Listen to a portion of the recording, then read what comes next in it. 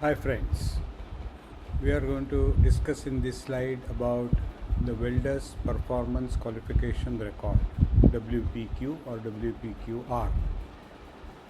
This is based on our earlier discussions on WPS and PQR. This is the third step where after having specified what we intend to do, after having proved that what we intend to do meets the required physical properties for the weld, and also to an extent it gives a confidence about meeting the non-destructive test results. These both are very critical and important for any part or equipment.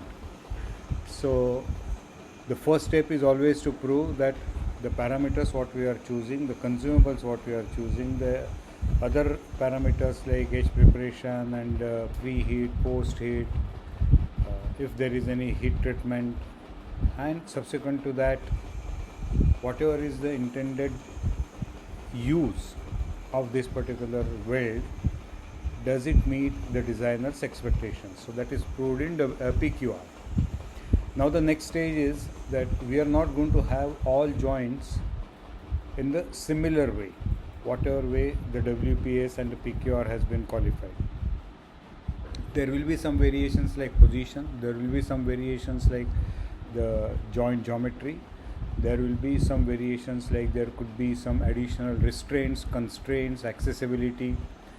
So all that has to be demonstrated, and in addition to that, the ideal conditions what we can maintain on PQR as specified in WPS, the root gap, root face, included angle, set in, set on nozzles, or pipe to pipe, tube to tube sheet, whichever way, or any other fillet, the setups which are going to come, the constraints and the difficulties or the practicability of the joint is going to come when we are going to start the equipment. Now the welder should be comfortable and he should be having a confidence that in the given position or in the given setup where there could be a possibility of a little lower root gap or a little larger, wider root gap, included angle may be sharper or may be very wide, we'll have to somewhere butter it, or we'll have to do the overlay kind of a welding. Different nozzles, they have reinforcement pads, and you have a flange on the nozzle, so that flange may be obstructing his accessibility, view, access for the torch. The position which he is going to weld may be 1 meter high, 3 meter high, 10 meter high, or it could be a very large bridge, tower, column where he has to go make himself comfortable, even though it is going to be the most preferred position of the welding, 1G or 3G or 2G, but sheer the height at which he is going to work, or there could be conditions which are not very favorable like we have in the shop floor or in our training center. So all these are required to be covered in our WPQ. So we'll be first talking about the WPQ as it comes, like a unique number. So there is a unique number as you see it here in the WPQR. The welder's name is essential to be written, the date of welding, the WPS followed, specification of the base metal used, it confirms to which P number, has to be also addressed and written down there, as you will see it little later, and the table here we will be putting all the actual values. These are all what is specified. Every welder has its unique stamp which is supposed to hard stamp it after every 1 meter or near T joints or near the center of the long seams, depending upon the good engineering practice followed by the fabrication shop. Now the depth of this stamp and the size of this stamp, everything has to be within the code permissible limits. If that is not possible, you can engrave it. If that is also not allowed for some reason, then you will have to put a physical record on a paper, and even after stamp also you need to put a physical record, the welder's photograph for ease of identification, and the date on which this particular WPQ is being released or approved and qualified. So then comes the thickness, type of the test coupon, whether it is a fillet, butt joint, tube to tube sheet, and what kind of a production weld it is going to represent. That we'll have to write it. Expected minimum root gap, maximum root gap angle. If it is a TKY kind of a structural welding, then what is the included angle to which this particular truss or the shade has been designed, and accordingly we'll have to bring those production weld details also. Good to refer production drawing so that we can see all the joints there. Most of the good fabricators identify each joint like W1, W2 or F1, F2 for fillets, or N1, N2 for nozzles, O1, O2 for overlays. Whichever nomenclature you want to follow, you can mention that this WPS or PQR or WPQR is qualifying to which production welds in that drawing. Then the next essential thing is the welding processes.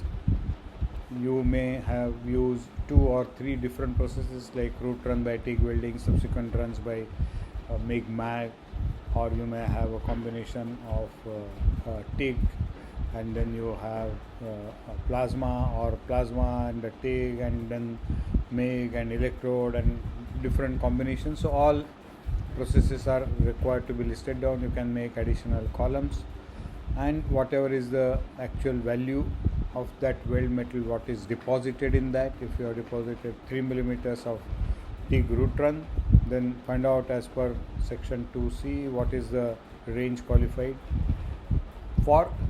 You may qualify for a 30 millimeter plate. That means it will be half of the thickness to 2T, so 15 millimeters to 60 millimeters. But in that, how much TIG welding you can do it, because you have done in your WPQ TIG welding of 3 millimeters, 5 millimeters. There could be some limitations. All those are required to be studied, and the range or the actual values are required to be rightly specified. You have to do the physical measurement and then write it down so that there are no confusions. Similarly, the backup. All these we have discussed in WPS, so I am not going to repeat and add more onto it. So we can increase the thickness, range, or the weld metal deposited, and the backing details, whether it is metallic backing, it is weld metal backing, or is it, that means welding over welding, or is it the weld metal which is back chipped and re-welded. So the second side when you are welding, it is having the first run as your weld backup, and then double welded. That means you have single V or double V, and sometimes you use ceramic backing or a copper backing or aluminum backing or a stainless steel backing for aluminum. So any material combination of the backing you are using it, you can highlight it there. There could be a So once you cover your backing material details, then the plate thickness, that also the actual, and what is the range qualified. Pipe diameter wise, if it is there, the range you have to give the diameter and the pipe thickness, both are required to be specified. Base material P number, S number, that needs to be given. Filler wire, once again F number, SFA number. Consumables, whatever inserts, if you have used, normally in TIG and plasma we use inserts, so we give the insert qualifies to which SFA number. It has to be near equivalent to the filler metal only. If we are using flux cord wire, what kind of a flux, what is the specification. If it is a submerged arc, what is the specification of the submerged arc. Is it powder, is it the coarse, what was the grain size of the flux, and then the deposited thickness of the weld in each of the process, as we discussed earlier, is required to be listed down. I think most important point here for the welder is the diameter of the filler wire, the diameter of the tungsten, ceramic, those are also required to be listed down. If there is a trailing shield, we need to list it down.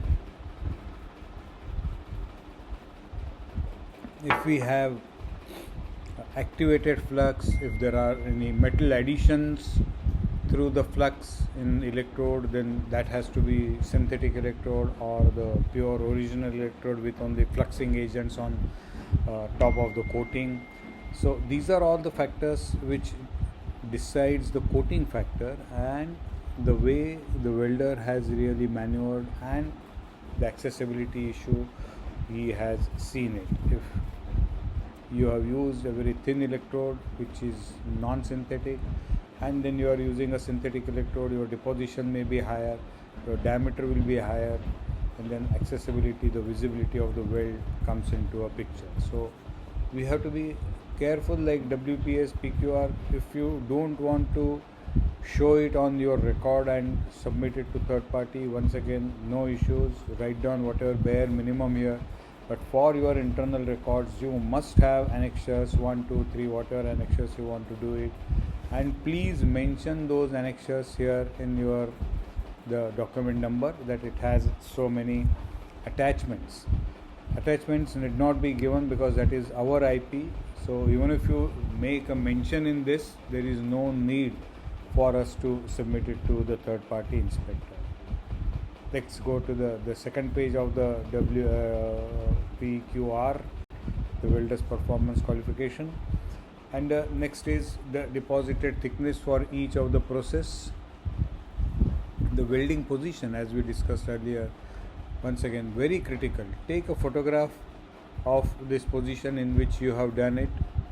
If it is 1G, whether welder was keeping the plate, WPQ plate, PQR plate on a table, or he was sitting down, or whether he was standing and then you have given him, or was it really put onto a rotator and you made that pipe to rotate. So good to have these details also for 1G, 2G or whatever positions, if it is vertical, uphill or downhill. These are all essential variables which are required to be noted down. A welder qualified for downhill is not qualified for uphill, and so the vice versa. So it is good to record everything.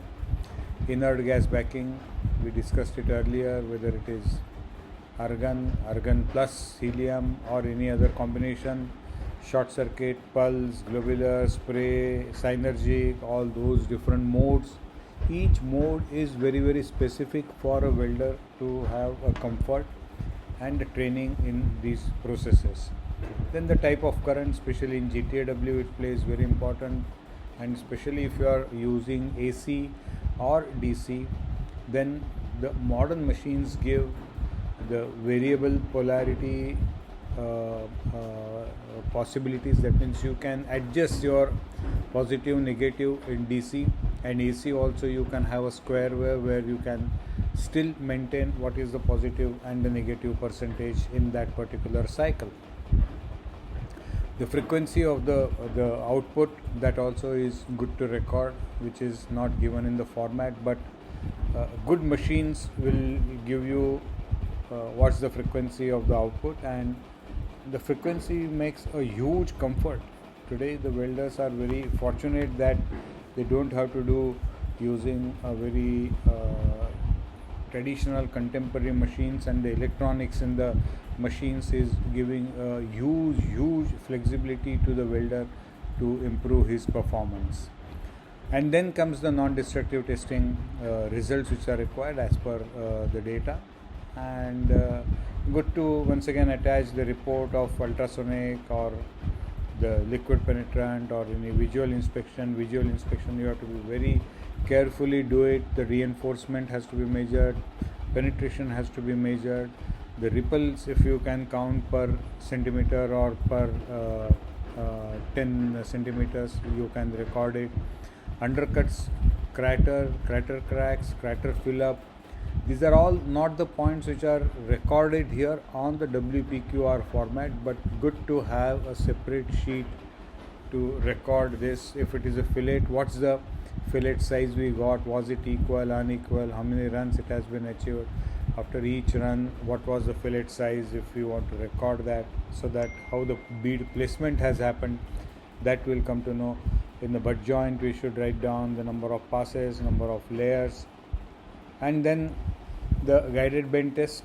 For a welder qualification we don't do the tensile, but guided bend test gives a very fine sidewall fusion which can be missed out in ultrasound or in x-rays radiography, but you will get it if it is the bend test is correctly conducted.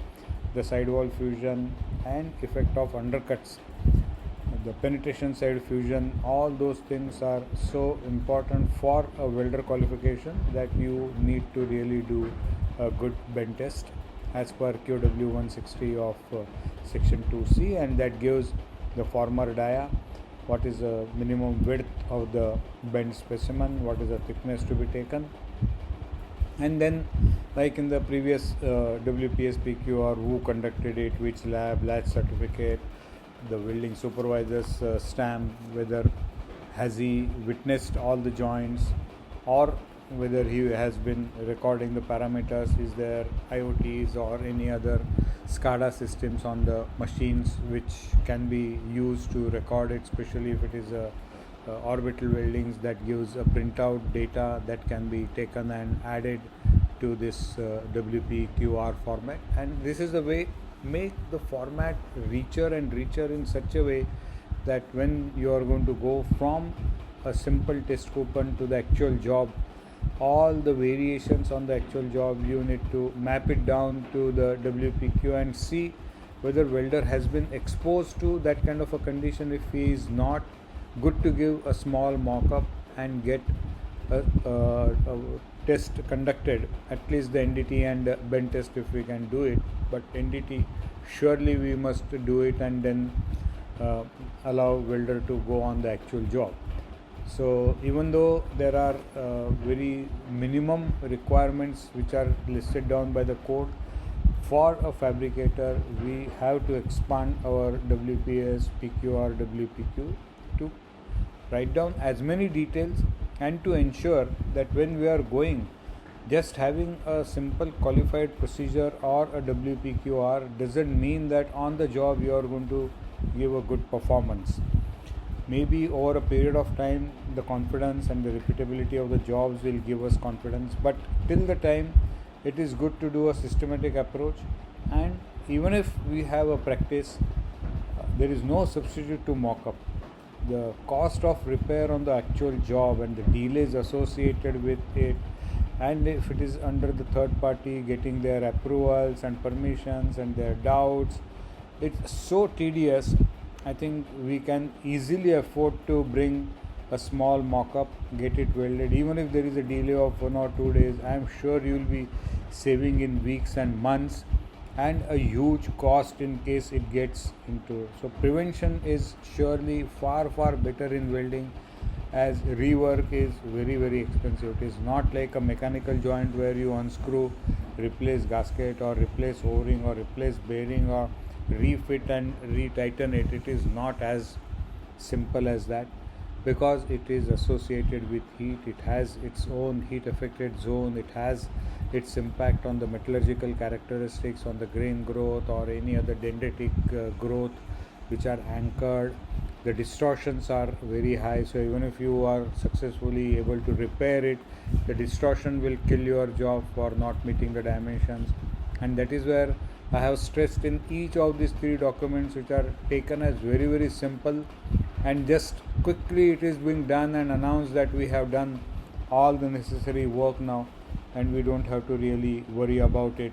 So don't really engage into this kind of a shortcuts when it comes to welding. Even if it is a simple carbon steel welding, please do mock-ups, please do a thorough WPS, PQR, WPQR qualifications.